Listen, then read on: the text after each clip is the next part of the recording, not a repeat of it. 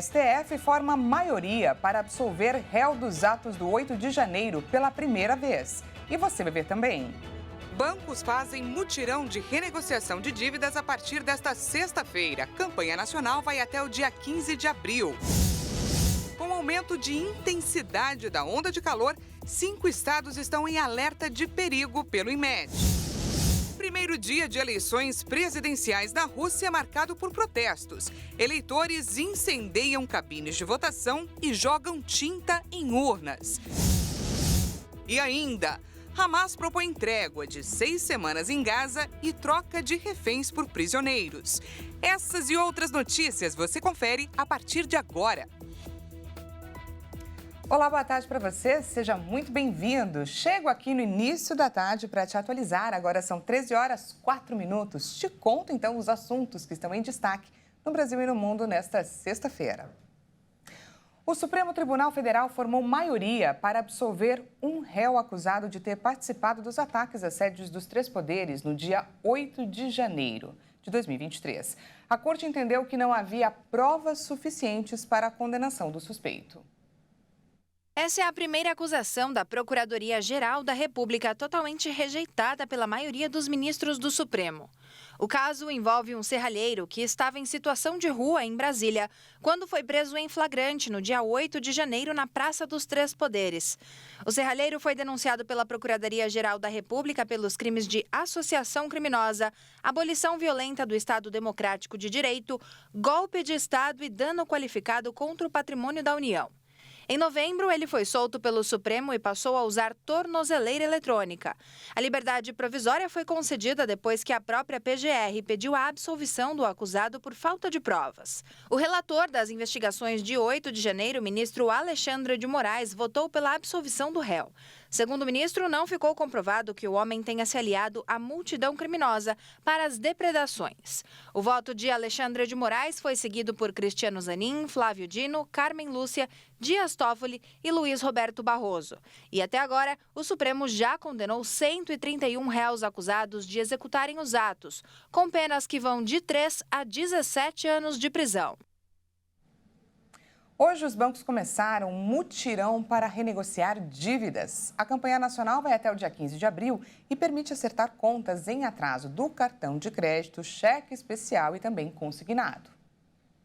O mutirão de negociação e orientação financeira foi promovido pela Federação Brasileira de Bancos em parceria com o Banco Central do Brasil, Secretaria Nacional do Consumidor e Procons de todo o país.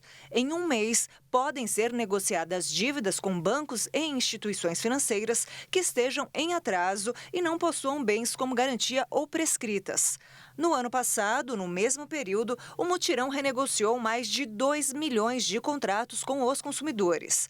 Com a renegociação, o consumidor pode garantir a redução de taxas, estender prazos para pagamento, alterar condições, migração para baratear crédito, entre outras formas de acordo.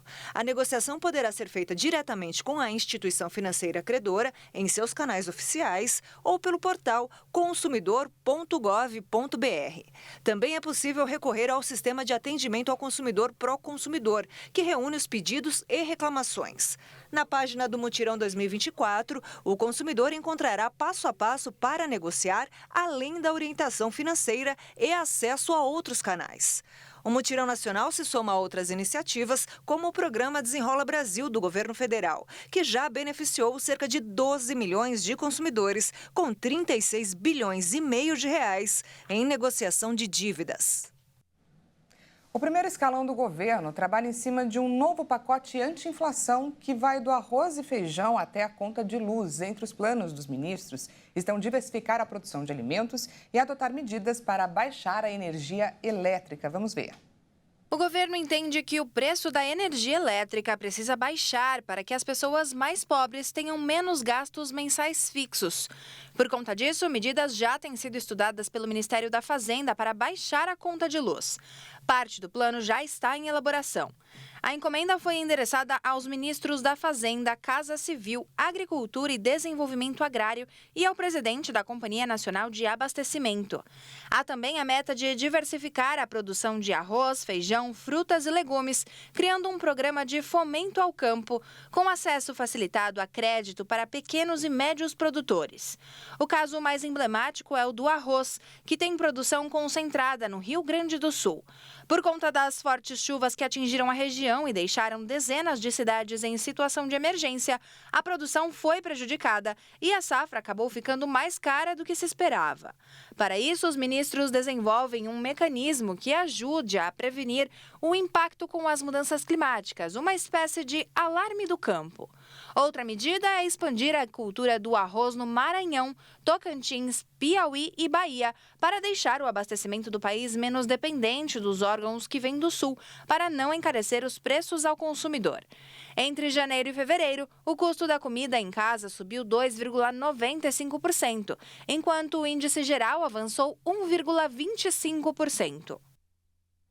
Seguimos ao vivo agora 1h09 e continuamos falando sobre produtos com preço nas alturas, porque faltando pouco mais de 2 semanas para Páscoa, muita gente já começa a saga em busca dos ovos de chocolate para presentear. E nas lojas, a expectativa é que a data impulsione aí um faturamento de 4,5% neste ano. Mas cientes do preço alto dos ovos de Páscoa, para dar conta da grande expectativa, alguns comerciantes têm recorrido às mais diversas estratégias para conseguir, é claro, fechar negócio. Além do bom e velho parcelamento a perder de vista, em algumas lojas é possível usar o saldo do FGTS para realizar a compra. E na internet, gente, o anúncio gerou muitos comentários. Vamos ver juntos alguns deles. Olha só, antigamente comprávamos imóveis com FGTS, agora compramos ovo de Páscoa e com FGTS antecipado, com juros de 2% ao mês. Nessa próxima imagem, nessa outra imagem que vai ser colocada agora, o comentário já é outro, mas também se refere aí ao ovo de Páscoa. O ovo de Páscoa está tão caro que agora tem até a opção de usar o FGTS. De um lado, gente, a gente vê comerciantes fazendo de tudo, é claro, para vender, e do outro, clientes dispostos e precisando de uma oportunidade para comprar. Mas será que vale a pena usar o saldo do FGTS para comprar ovos de Páscoa? É isso que a gente vai descobrir na nossa entrevista de hoje.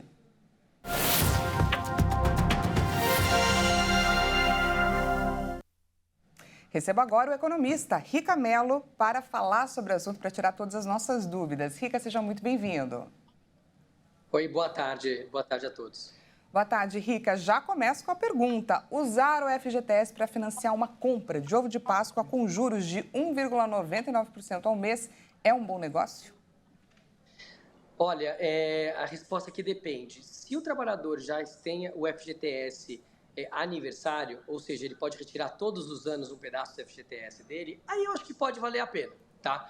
Ele já está nessa modalidade de FGTS aniversário, então ele só vai pagar um pouco de juros para poder usar o valor agora. Agora, se o trabalhador está com o FGTS rescisão, ou seja, ou ele recebe o FGTS quando ele é demitido sem ser justa causa, não vale a pena para esse trabalhador mudar de FGTS rescisão para FGTS aniversário. Por quê?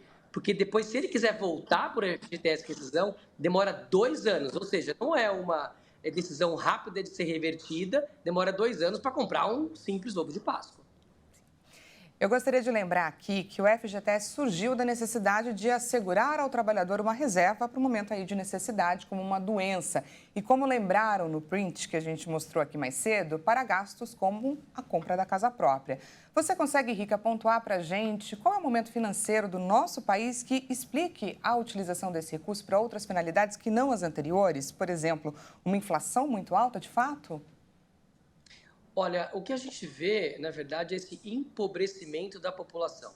A gente vê o aumento dos preços de uma boa parte das mercadorias maior do que o aumento que a gente vê dos salários das pessoas. Então, as pessoas vão ficando cada vez mais empobrecidas, têm menos opções e quando chega esse momento da Páscoa, por exemplo, qual é o pai ou a mãe que quer dar um ovo de Páscoa bacana para suas crianças ou para os seus familiares? E então, as pessoas com esse endividamento alto da população acaba entrando no FGTS para comprar o ovo de Páscoa. De fato, concordo com vários dos comentários, mudou um pouco o conceito do FGTS aí para essas pessoas. É uma pena a gente estar nessa situação.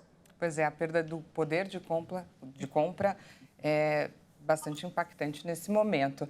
Eu acho que o interessante aqui, Rica, é a gente reforçar para o consumidor que existem alternativas e que o que vale é aproveitar a data sem provar aí do sabor amargo do endividamento, não é? Sem dúvida, então, como eu estava comentando, não vai mudar o seu tipo de conta de FGTS, que é uma decisão estratégica, importante, mexe muito no seu bolso lá na frente, por causa de um ovo de Páscoa ou por causa de compras de valores tão pequenos. Acho que existem várias outras maneiras hoje de você poder financiar esse ovo de Páscoa com cartão de crédito, com cartão da loja. Existem maneiras de você comprar isso em 10 vezes sem juros. Tem várias outras maneiras de você fazer isso. Realmente, eu não faria essa mudança no meu fundo de FGTS, que depois é tão importante, é uma reserva de valor que a gente tem, que a gente pode usar um pouco mais à frente no momento de dificuldade, no momento que a gente precisa. Vamos recorrer àquele parcelamento a perder de vista, mas não comprometer o FGTS, que pode ser um recurso lá na frente a ser utilizado de suma importância, não é? Conversamos com Rica Mello, economista. Rica, muito obrigada pela sua participação aqui no nosso espaço. Imagina, é um grande prazer, fico à disposição. Até mais, Rica. E veja a seguir, primeiro dia de eleições presidenciais na Rússia é marcado por protestos. E ainda, Hamas propõe trégua de 6 semanas em Gaza e troca de prisioneiros por reféns palestinos. A gente volta já já. Não perca.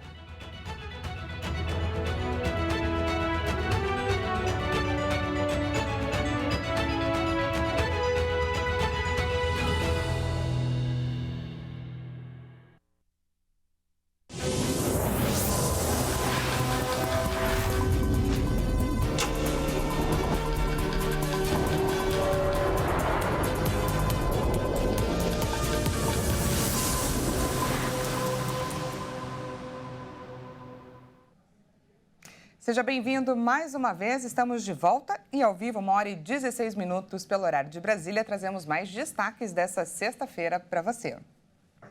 Com o aumento da intensidade da onda de calor que afeta o país desde o início da semana, o INMET emitiu alerta vermelho para 5 estados: Mato Grosso do Sul, Paraná, Santa Catarina, além do interior de São Paulo e parte do Rio Grande do Sul, estão em grande perigo com o aumento das temperaturas.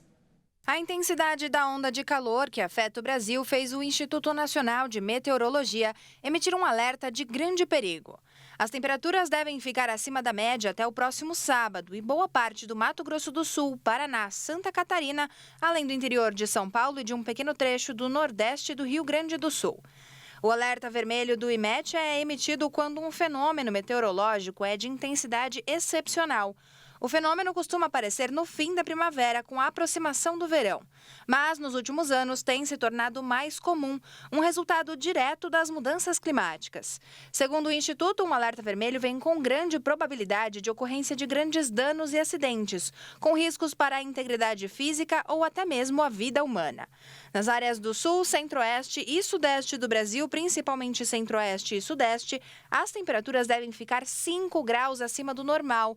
A cidade de São Paulo pode ter o seu novo recorde histórico de temperatura para o mês de março, com mais de 34 graus. Já em Corumbá, no Mato Grosso do Sul e no Rio de Janeiro, as máximas no sábado podem chegar aos 38 graus.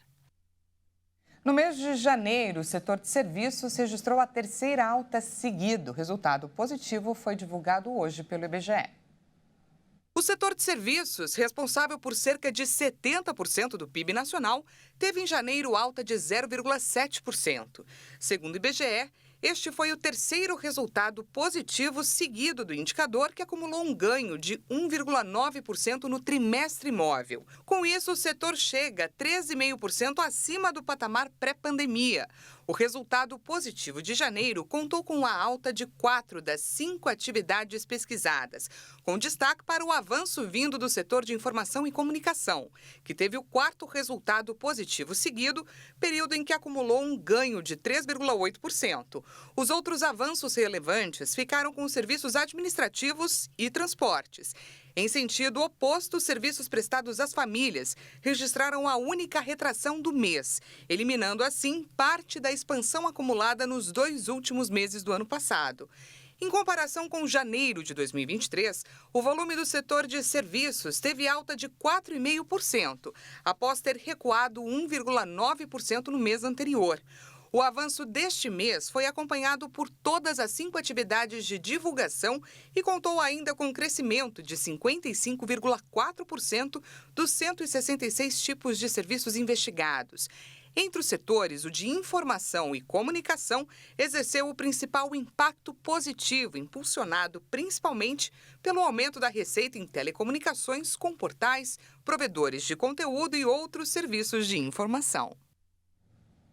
O prazo para entrega da declaração do imposto de renda neste ano já começou a contar a partir de hoje. O programa está liberado para o download desde o dia 12 e a entrega do documento pode ser feita até o dia 31 de maio. Uma das melhores opções para o contribuinte é utilizar a declaração pré-preenchida. Aqueles que declararem o imposto de renda usando esta modalidade ou que optarem pela restituição via Pix vão ter direito à prioridade no recebimento das restituições. É obrigado a declarar o imposto de renda em 2024 quem recebeu rendimentos tributáveis acima de R$ 30.639 em 2023. O valor é um pouco maior do que o da declaração do IR do ano passado, que era de R$ 28.500, por conta da ampliação da faixa de isenção desde maio do ano passado. Os contribuintes que receberam rendimentos isentos não tributáveis superiores a R$ 200 mil em 2023. Também deve fazer a declaração quem teve isenção de imposto sobre o ganho de capital na venda de imóveis residenciais, seguido de aquisição de outro imóvel residencial no prazo de 180 dias. Quem teve, no ano passado, receita bruta em valor superior a R$ 153.200 em atividade rural. Quem tinha a posse ou a propriedade de bens ou direitos, inclusive terra nua, de valor total superior a R$ 800 mil, e quem passou a residente no Brasil e deseja atualizar bens no exterior. Vamos agora de destaque internacional. O grupo palestino Hamas propôs uma trégua de 6 semanas na faixa de Gaza. Além do cessar-fogo, uma nova troca de reféns por prisioneiros palestinos está em jogo. Mudanças nos rumos das negociações por uma trégua. O Hamas, que até agora exigia um cessar-fogo definitivo com Israel na faixa de Gaza, propôs nesta sexta-feira uma trégua de 6 semanas e uma troca de dezenas de reféns por prisioneiros palestinos. Israel calcula que 130 reféns continuam retidos em Gaza e que 32 teriam sido mortos. 42 reféns poderiam ser libertados em troca de entre 20 a 50 presos palestinos nesta nova proposta. Durante os ataques de 7 de outubro, membros do Hamas sequestraram cerca de 250 israelenses e estrangeiros, vários deles libertados durante uma trégua em novembro. A proposta parece ser uma mudança de postura do Hamas, cujo braço armado chegou a afirmar neste mês que não haveria acordo se Israel não retirasse as tropas de Gaza. O primeiro dia de eleições na Rússia é marcado por protestos de eleitores e favoritismo de Putin, que pode garantir mais 6 anos no poder. Nessa sexta-feira, eleitores incendiaram cabines de votação e jogaram tinta em urnas. As eleições presidenciais na Rússia começaram nesta sexta-feira. O início da votação foi às 8 horas da manhã, pelo horário local, devem durar até domingo. Logo no início do pleito, eleitores protestaram contra a reeleição de Putin, que pode somar mais 6 anos no governo do país. Em Moscou, na capital russa, uma mulher jogou tinta verde dentro de uma urna, com o objetivo de atrapalhar as votações. Ela foi detida e um processo criminal foi aberto para investigar o caso. No distrito Marino, onde o opositor russo Alexei Navalny, morto recentemente em uma prisão de segurança máxima, morava, uma outra mulher ateou fogo na cabine eleitoral. O caso também está em investigação e outro processo criminal foi aberto. O atual presidente Vladimir Putin busca um novo mandato, onde, segundo pesquisas locais, conta com 86% da aprovação e a reeleição é praticamente garantida. E hoje, gente, é o Dia do Consumidor, ou como alguns costumam chamar, a Black Friday do primeiro semestre. E para comemorar, o comércio faz promoções e oferece descontos nos produtos. Mas é preciso ficar atento para aproveitar melhor os preços baixos e fazer compras seguras. Vamos ver. Com mais promoções e atrativos no comércio para o consumidor aproveitar, também aumentam as chances de cair em golpes, principalmente nas compras feitas online. Para o consumidor ter boas oportunidades, comprar com segurança e não ter prejuízos, é importante se prevenir e investigar bem antes de finalizar a compra. Para isso, os especialistas entendem que é bom, antes de tudo, fazer uma lista do que você realmente precisa e avaliar se isso não vai comprometer o seu orçamento. Isso faz com que você evite comprar por impulso e focar nas reais necessidades. Feito isso, é bom pesquisar os preços antes das datas da promoção para avaliar se realmente houve um desconto. Muitas vezes, as empresas aumentam o valor dos produtos na véspera da data comemorativa para simular que houve um desconto.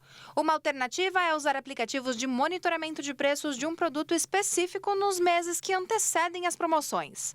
Avaliar bem o produto oferecido e o negócio também são fundamentais e fazem toda a diferença, já que o produto pode ter características distintas, como tamanho ou potência.